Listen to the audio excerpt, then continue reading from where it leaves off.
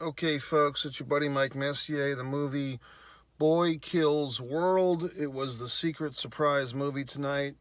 Cinemark has joined the fun. This used to be something I would go see at Regal, then AMC, and now Cinemark's in on the action. Basically, they have these preview nights.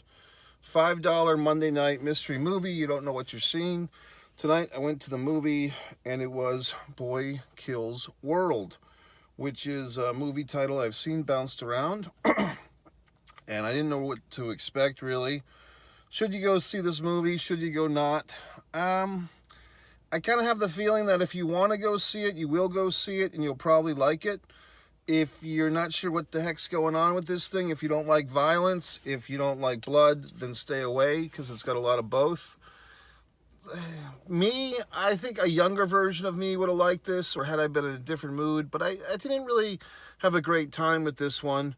And here's the thing, folks. I think in this type of case, when you see a movie, you kind of have to be in a certain mood, and the risk with these mystery movies is you may not be in the mood for what they're serving up, and that's the fun, but that's also the risk. So I guess I really wasn't in the action mood tonight. I wasn't in the mood, but like I said, it's the mystery. And once you're in the theater, it's too late to change movies. Oddly enough, Spider-Man 2 from 20 years ago was playing, which I believe, didn't Sam Raimi, is that the guy's name? He had something to do with Spider-Man 2, and I think he had something to do with this one as a producer. That being said, let me get into some of the nuances. So this is what I would suggest, fine folks. If you see my review, if you don't want to get spoiled, go see the movie and then come back and watch the rest of the review, because at this point, I'm going to start freely giving away some secrets, giving away some stuff. So what do I like? I'll do a like versus dislike thing. What did I like about the movie? First of all, I like seeing Famke Janssen. I was trying to remember her name once I saw her on screen as the mom or the queen boss bitch or whatever. She was always like a big hot number. I think she was even a Bond lady at one point, a James Bond girl. She's a really gorgeous woman. One of these women that you kind of feel like, I've never seen her give a bad performance in a film.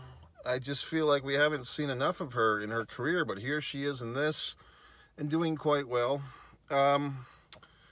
What else did I like? I mean, obviously the fight scenes were good. It just felt to me like they just felt like every other fight scene in the last 20 years, maybe post Matrix or even before the Matrix. You had everything's like some fucking, everyone's doing the same martial arts bullshit, and then you throw in some weapons, and I'll stab you 1,000,000 times, but you won't die.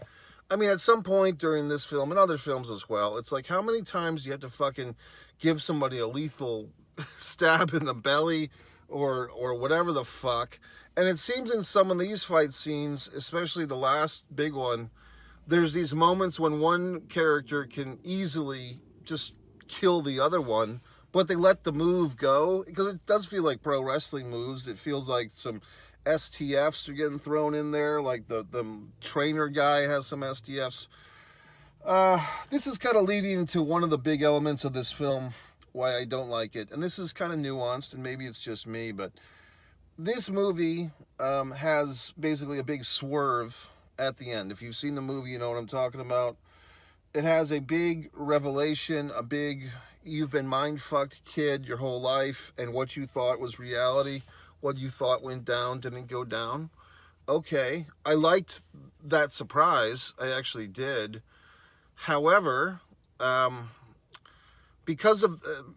if you're going to make a film and you're going to have a big surprise like that at the end, it diminishes and it basically discounts and it disregards everything we saw before that. In this particular movie, I didn't have much emotional investment before that moment. I was more intrigued by the movie after that reveal. Like, I thought that was kind of cool, but I felt as an audience member being left out of that secret that the main character doesn't know about. I just didn't feel really emotionally attached to any of these fucking characters, and just, the idea with the editing for this one just felt like, throw everybody in the middle of the action and let them catch up. Okay, but what if I don't give a shit? And I think that because this was a mystery movie, that kind of lends itself to the I don't give a shit, because I didn't really pick this movie. This is just the circumstances. And when the movie started, it started really powerfully with the shooting of the family, or the shooting of whatever the fuck, and then you get the big reveal later, and it's like, okay, so everything we sat through for an hour and 45 minutes, or however the fuck long it was basically bullshit or a lie. And if you're going to pull that swerve off at the end, the audience really should be emotionally invested and tied into the lie. Like, we're really rooting for this fucking guy. But I really wasn't rooting for the fucking guy, because the whole point of him being a mute, because, we don't even know, at least unless I missed something, that he's got his tongue cut and he's been gouged in the ear by the master guy, because the master guy wants revenge for his dead family. All that stuff I dug, but just kind of information loading us at the end, I didn't give a shit by the time we got to the end. Like, by the time we got to the end, 15 minutes left of the movie, 20 minutes left, when all this fascinating information of this deception and this conflict where everybody's killing everybody and families and all, and who's the good guy, who's the bad guy, not to be fucking trite about it, but kind of like this Israel, Palestine, Gaza, all these things that I don't really fully comprehend or understand, but people that do fully comprehend and understand will give you 50 fucking different variations on a theme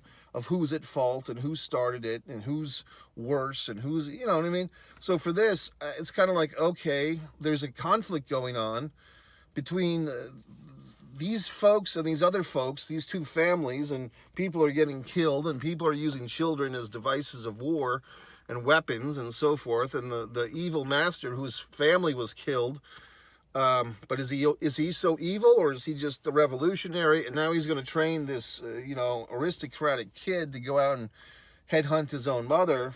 So there's really, you don't like anybody. I mean, at least for me, it's like, okay, there's no, everything's gray. There's no black and white. All right, fine. I don't give a shit about any of you. You know what I mean? That's how I end up feeling when we have to blur all the goddamn lines. There's no good guys. There are no bad guys. They're all just bad guys. And everybody's killing each other. And all the fucking arms are getting smashed.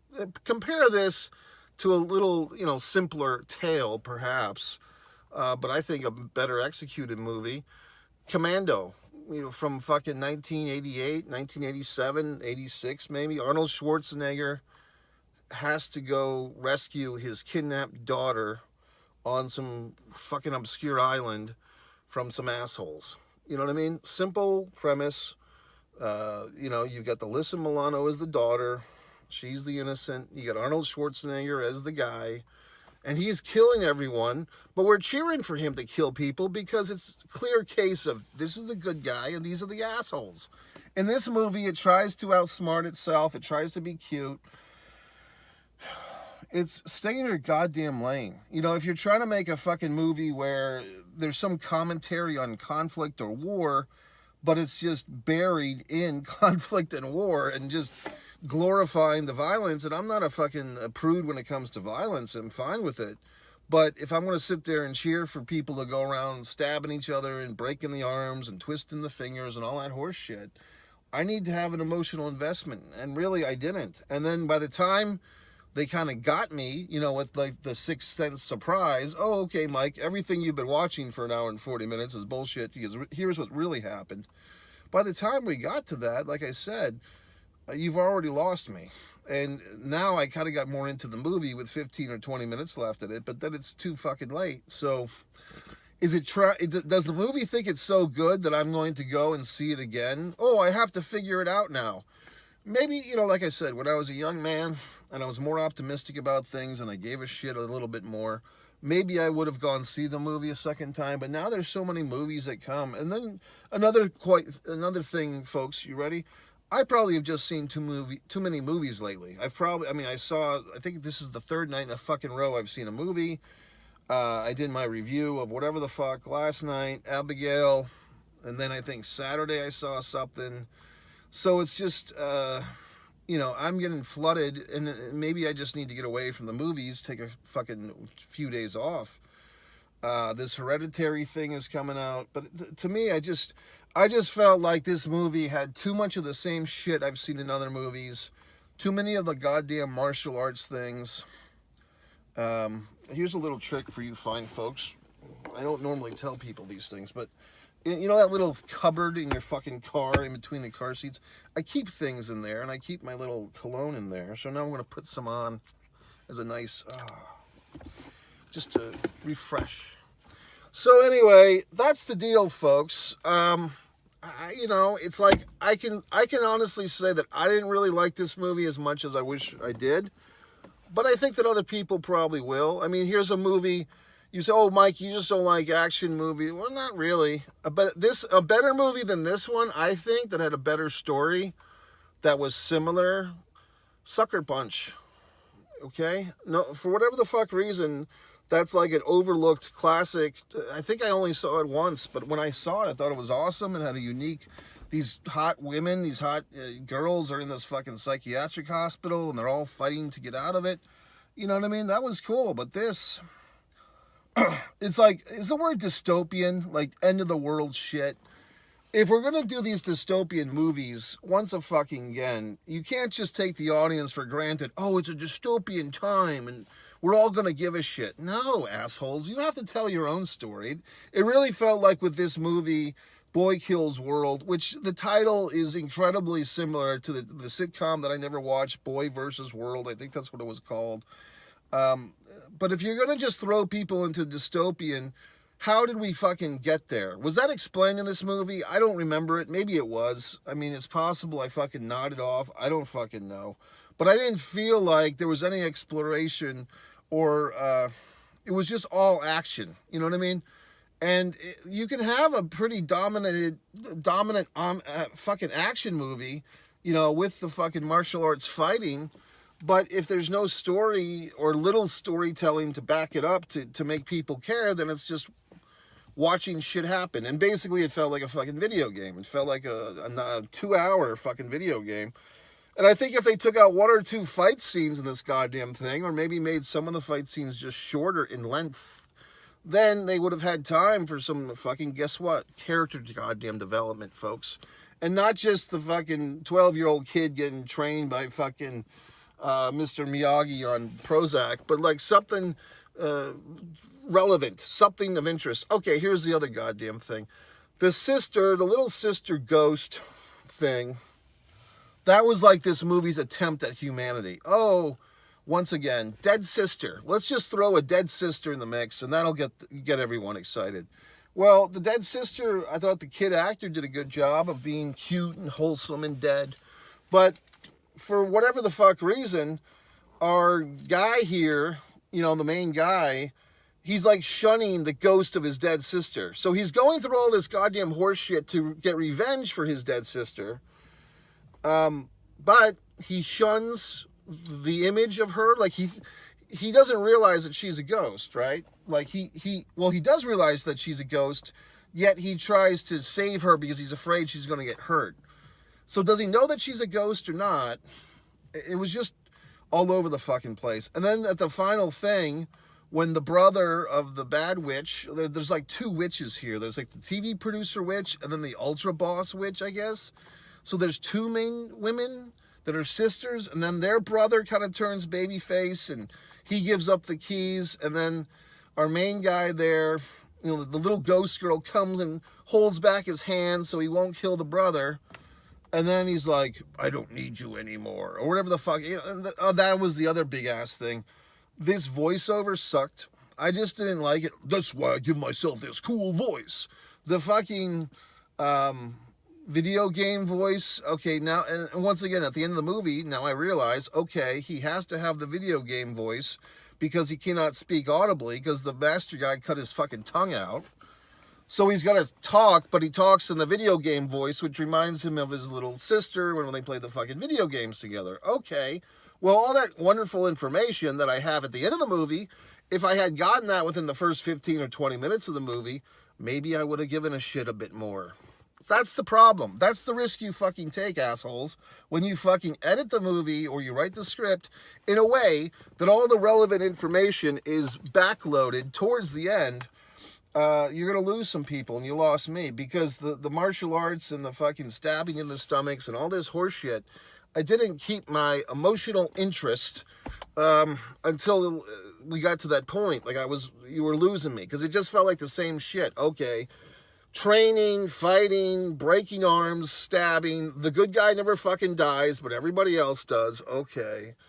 And, you know, it's just, I don't know. It's just whatever the fuck. So when the little girl ghost, like, tries to hold his hand and he says, I don't need you anymore, or whatever the fuck, and then he kills the brother guy,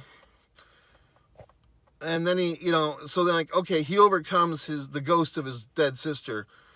And for some reason, I mean, I kind of knew that the girl with the good stomach was like his sister grown up. Like, okay, the abs chick, her abs are popping out so much, she must be a relevant character. And it turns out, oh my God, that's his sister. Saw that fucking coming. So then it's like, now we've got, he just gave up the ghost of his sister a minute earlier. And now we have the sister revealed again with the fucking helmet on. Okay. I don't know. I mean, I think it would have, in some regard, worked better if it was a love interest, like a romantic love interest. I don't. And then the sister character was kind of cool. She fucking stabs her mother in the head.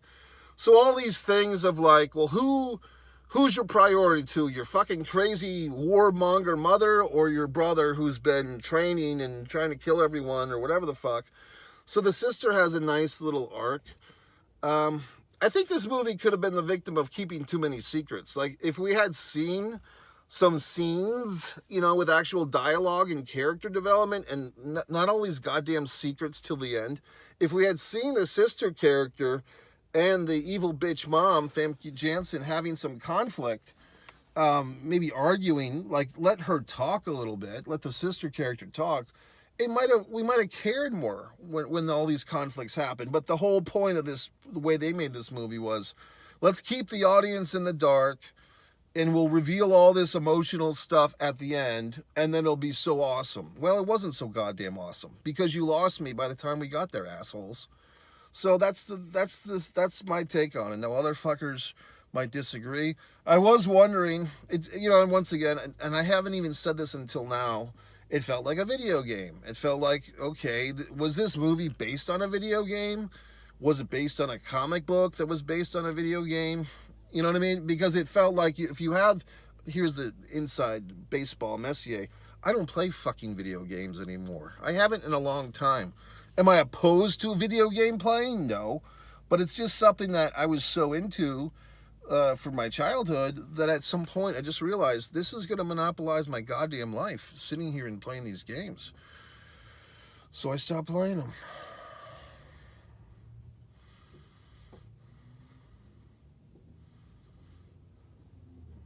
Someone was going into the vehicle next to me.